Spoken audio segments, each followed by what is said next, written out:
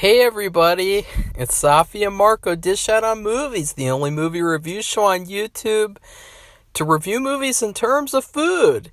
And it's just Marco here once again. You know, I thought I was being smart when I chose to do this review because I'm filming it like ahead of time. I usually filming these Goosebumps reviews in the morning, but I thought it would be smart to do this. But it's starting to storm and it's really dark out and it's like I can hear the thunder, there's the rain start to pouring, and it's like I might have just stranded myself in a thunderstorm because I've decided I wanted to do a review faster. So that's pretty weird. Anyways, I am here to review Goosebumps Season 1, Episode 4, Welcome to Camp Nightmare.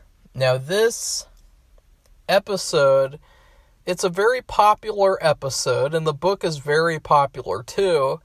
You know, the book I can kind of understand because the book is very fun. It's not necessarily scary. It's not necessarily something that, you know, I think is like a ooh type of experience, but it's a very fun summer book. I had a great experience reading it because I actually listened to this version where they had a bunch of real people doing all the different voices, and it was like actors playing the characters just like in the episode, and it was so much fun. The episode, though, is the opposite of fun because it all centers around this kid named Billy. And he goes to summer camp, Camp Night Moon, which is funny because then you have Camp Night Wing in Fear Street. And so, strange camp choices. And I gotta say, too, like, I'm a little bit disappointed that in both Camp Night Moon and Night Wing, that they don't have any, like, obvious references to that, like Night Moon. You know, werewolves, Night Wing, vampires. You know, I'm surprised that, like, instead of, well, okay, we'll talk about it. There's like a monster in this episode, and it's a terrible monster, and I really think they should have done something else, and I will talk about that very shortly. So the pros to this episode, because I enjoy this episode, you know, I enjoy Cuckoo Clock of Doom. I enjoyed Welcome to Camp Nightmare. I give them both kind of the same grade. So I would give this a B minus. The pros are, God, shit, it's starting to really thunder, and I'm gonna have to run inside like the Flash. You know, not Ezra Flash, but you know, a good Flash that doesn't dress, you know what I mean. Not a weird Flash like that. You know, I want to be a good Flash. Not a good Flasher. That would be very bad. A good Flash. So anyways, one of the great things about this episode is the music. And it's funny because I've been really praising the music. The music is really, really good. I mean, the theme song. The theme song is iconic. Who doesn't love that theme song? Like, that theme song makes the entire series. If you didn't have that theme song and you had some forgettable song, it wouldn't be as effective as the show was. I mean, when you heard that theme song, you knew that everything great was coming. You know that a great show was about to start. Whereas, you know, a lot of other shows, they're just like, oh, let's just have a generic theme song with a generic pre-made opening credits, and let's not put any effort. No, in this, they show you, like, the whole series. They show you clips from the whole series while the music plays, and it's just the most epic thing on the planet, this opening. I've skipped the opening a lot, but I still really appreciate it, and I used to love. I would never skip the opening as a kid. I loved that opening. It was so dark. It was actually, the openings to the episodes were darker than the actual episodes, to be quite honest. So, One of the great things, though, is the music. There are some very creepy themes, creepy songs to accompany the scenes. As usual, very good music for scenes where they're suspenseful and where, they give you like this uneasy feeling. Like there's a scene where the main boy is talking, Billy, he's talking to a counselor, and you just hear this really creepy music as he's talking about this missing kid, and it's very creepy. And I will say, this episode, despite its shitty elements, it has a serviceable creepy feeling. I would say that this episode reminds me a lot of Sleepaway Camp. Like, if you wanted to have a good camp double feature, watch this and watch Sleepaway Camp. Something to even connect the two is the fact that at the end, they reveal that all those letters were locked up in a box, a lockbox. It's a lockbox of letters, and we gotta keep them safe in the lockbox. And in the Sleepaway Camp poster, of course, you have the letter home. Dear Mom and Dad, blah, blah, blah, blah, blah, I'm at camp. So that's something to connect them lightly. I think both of them have baseball scenes. Both of them have swimming sequences with boats. So there's a lot of crossovers with Sleepaway Camp in this episode, which is cool. Because I actually prefer the Sleepaway Camp movies to the Friday the 13th movies. Oh, boo! Yeah, I know. Yeah, boo me, whatever. I do love the Friday the 13th. 1, 2, 3, 4... I don't know about the rest, but I do love the first 4 a lot. They're fine. They're just kind of middle of the road for me. But anyways, I'm getting so off topic, and it's storming. It looks like the apocalypse is about to happen outside. Maybe it is. And maybe this will be my last video. Not. Because you know what would happen if an apocalypse would happen? I would find ways to make movie reviews. I would literally just say, there was this one time I watched this movie called Spawn, and it was all about blah, blah, blah, blah, blah, blah, blah. And I would do like reviews of movies that I haven't watched in a long time, but because it's the apocalypse, that's no excuse if you're a reviewer. The apocalypse, God, now I'm talking about the apocalypse, God. Another great thing about the episode is the counselor, Larry, and also the counselor, the main one, the head of it, Uncle Al. So all the adult actors in this episode are fantastic once again. They really haven't cast a bad villain so far.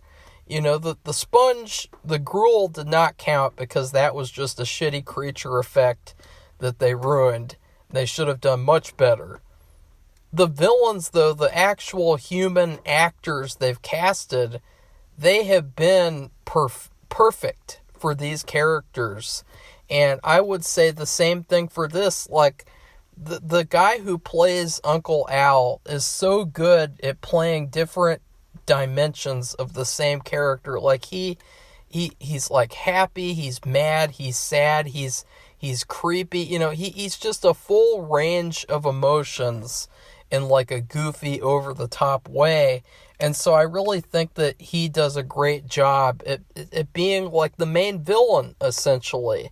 Because he's able to portray all those emotions, and so he just gives you like this really nice performance where it's like, oh, he has that moment. And probably my favorite scene of the whole episode is when the first kid gets bitten by a snake. And of course, they don't do anything to suck the poison out or anything. And of course, in real life, don't you die like within hours if you don't get out the poison? But in this episode, this kid is just like suffering. He's losing feeling in his arm. It's really disturbing. And to me, that was the best part of the episode, because that was the part that felt real. Like, you have this kid and he's just completely, he's suffering and nobody cares. And you have the head counselor, Uncle Al, and he comes over to look at the kid's arm and he says, "You're going to be fine tomorrow morning." And he just seems like such a nice and caring, like, parental type of figure. And then immediately the next day, it's like back to being evil, jackass. I don't know his name. I don't know what you're talking about. What kid? What snake bite? Just get back to the baseball game. You know, like, he is very, very good. But the best actor in the entire episode is Larry, the counselor Larry. As soon as he comes in, he is just so over the top and so hilarious. But at the same time, you know that there's people like that who exist. Like, you know that there's people who, you know, like a lot of serial killers even, who are like this, where they're almost like aliens pretending to be people. And that's another thing, is that he was very good at playing like an alien, since they all are supposed to be aliens. Spoiler alert. And he does such a great job. Like, I could watch him in pretty much anything. Like, he is just so funny. He just makes these faces. And, you know, in the book, they talked about how they ate these hot dogs that were so burnt that they were like charcoaly. And that was gross. They don't have that in this episode. The hot dogs are fine. The only problem is they can't find mustard. Or I guess all the rest of the kids ate the mustard, which is strange, because, I don't know, I feel like even a camp from the 90s would have ketchup. Or would have mayonnaise or something like that. Like, any camp, you know, they wouldn't just have mustard. But, what was I talking about? Mustard, ketchup? Oh, shit, I just forgot what I was gonna say. Damn it. Fuck. This review's been a disaster. It's been a straight up disaster. Larry. Counselor Larry. Okay, what was I gonna say about Larry? Oh, okay.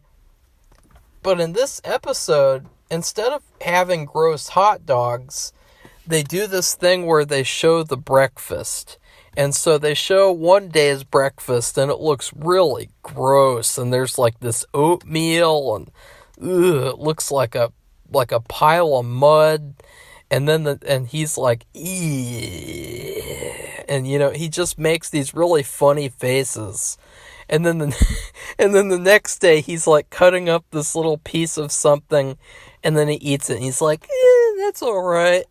It's just so funny to, like, because they're all supposed to be, quote unquote, acting. And it's so funny how, even though he's like acting, quote unquote, he's really like enjoying himself. And so he's like, you know what?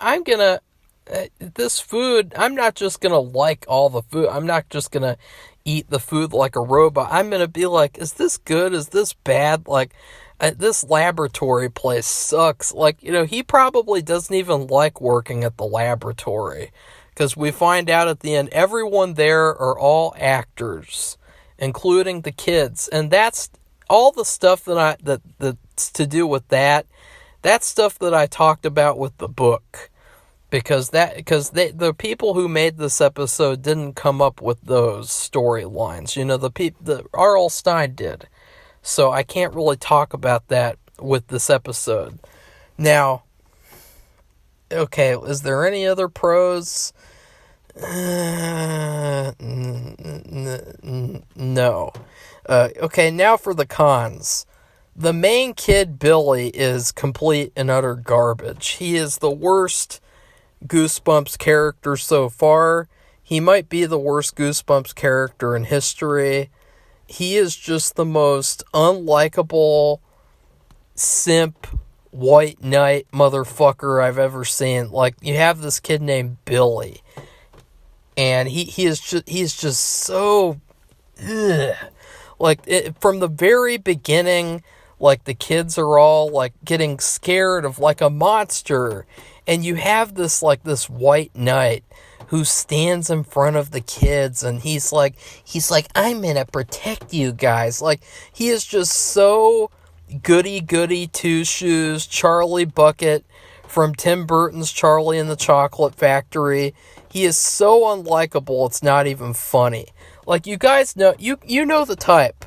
Like, at every moment in the episode, he's like, I know what to do.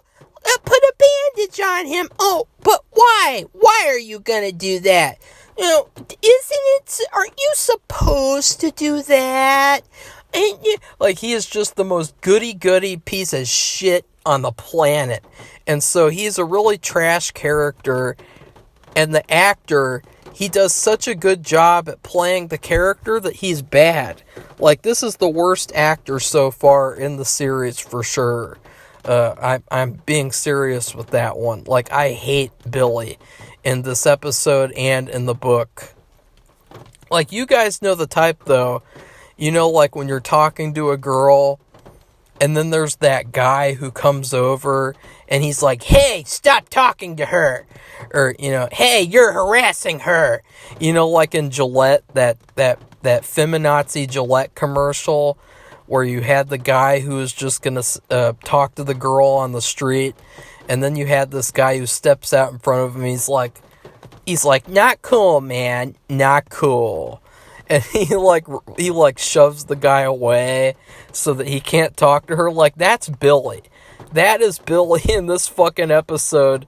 He is just so unlikable that it's hard to like the episode, because that's what the episode is all about. It's about this kid passing tests at this fake camp so that he can go on an expedition to Earth with his parents. And other cons are, I just think the episode is overall pretty goofy. I mean, it isn't really, it's goofier than the book, which is weird because the book, it's already pretty goofy, but this just takes it to a whole other level. You know, they have this monster at the camp called Saber, and Saber looks like the most fake thing I've ever seen. It's an animatronic. It looks very, very fake. And instead of that, they could have had them be werewolves, and they could have had the counselors turn into werewolves. And they could have used the same suits from Werewolf Skin, an episode that comes later. And I think that would have worked much better. And that maybe the monster Saber, maybe that could just be a former kid who got turned into a werewolf, and they never bothered to kill him, and he just runs wild in the forest. You know, because they have this whole thing called the Forbidden Bunk. And that's another thing, is that, you know, this girl counselor is missing. I mean, this girl kid is missing. And they don't even bother to check the Forbidden Bunk. Like, at that point, it should have been obvious there was some sort of a contrived thing, because wouldn't the Forbidden Bunk be the first place you check if somebody runs away at this secret, scary camp? Like, the Forbidden Bunk would be and so they go to the Forbidden Bunk, and then they leave, and then they meet up with this, the ending is pretty much a huge disaster. You know, they have this twist where they turned everything around, they're being really cutesy, and it just made me want to throw up. It was pretty stupid. The thing that was creepy to me was how the episode is very reminiscent to reality of, like, you know, there's been a lot of situations where you have to wonder if things are real or if they're contrived or fake. Like, for instance, in the 1960s, the government wanted to do this thing called Operation Northwoods. And it was basically a terrorist attack on our own country, where they wanted to do an actual terrorist attack in Florida, and then they wanted to have a bunch of dead bodies and a bunch of planes and make it all look like Cuba had done this terrorist attack on us so that it would make us want to go to war with Cuba. And they wanted to do that. And that's what this makes me think of, is that, like, this episode, it's scary because it's portraying something that could actually happen. And to me, that is really scary. The fact that you can't even trust what happens, what they say happens at certain places. You can't even really trust what's real and what's not, or how much was planned, or you know what I mean. Like, it's a very creepy feeling that you get from this episode. But unfortunately, it's too goofy. It's too funny, over the top. The counselors being funny is fine, because they still knew when to act serious and when to start being evil. Like, there was this part where Larry was helping the kids go swimming, and it was really funny. He gives them life preservers. He's like, "Hey, why'd you guys go out there without life preservers on? You guys are a bunch of fucking idiots. Get back here now." And he's giving them life preservers, but then they all drown, and he gets really serious, and he just runs away, and it's like really creepy, because you could see that, like, he actually knows how to act seriously. He's just putting on that goofy persona as a part of his performance. So anyways, I give the episode a B. I think that this is a pretty good episode. I definitely like it more than the book a little bit, because you get to see Counselor Larry, you get to see Uncle Al. They are the stars of the show. Everyone else is pretty bad. I mean, all the rest of the kids, they're pretty bad. I mean, you had the snakebite kid. He was pretty bad. You had the sunglasses kid. He was fine. And then you had the other guy and the other guy. I think there was another guy. Oh, yeah, there was. And they were just, none of the kid actors were very good in this episode, unfortunately. So anyways, please like this video, comment, and subscribe. Goodbye, everybody. See you soon.